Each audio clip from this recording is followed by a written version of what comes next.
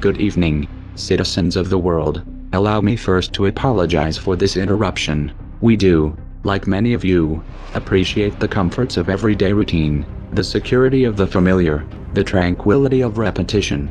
We enjoy them as much as any bloke, but in the spirit of commemoration, thereby those important events of the past usually associated with someone's death or the end of some awful bloody struggle, a celebration of a nice holiday, we thought we could mark this November the 5th, a day that is sadly no longer remembered, by taking some time out of our daily lives to sit down and have a little chat. There are of course those who do not want us to speak. We suspect even now, orders are being shouted into telephones, and men with guns will soon be on their way. Why?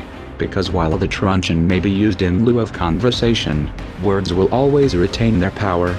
Words offer the means to meaning, and for those who will listen, the enunciation of truth. And the truth is, there is something terribly wrong with this world, isn't there? Cruelty and injustice, intolerance and oppression, and where once you had the freedom to object, to think and speak as you saw fit, you now have censors and systems of surveillance coercing your conformity and soliciting your submission. How did this happen? Who's to blame? Well, certainly there are those more responsible than others, and they will be held accountable. But again, truth be told, if you're looking for the guilty, you need only look into a mirror. We know why you did it. We know you were afraid. Who wouldn't be? War, terror, disease. There were a myriad of problems which conspired to corrupt your reason and rob you of your common sense. Fear got the best of you, and in your panic you turned to the governments and world leaders.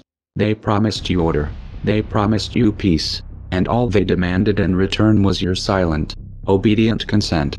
This 5th of November we seek to end that silence, to remind this world of what it has forgotten. More than 400 years ago a great citizen wished to embed the 5th of November forever in our memory. His hope was to remind the world that fairness, justice, and freedom are more than words, they are perspectives. So if you've seen nothing, if the crimes of this government remain unknown to you, then we would suggest you allow the 5th of November to pass unmarked.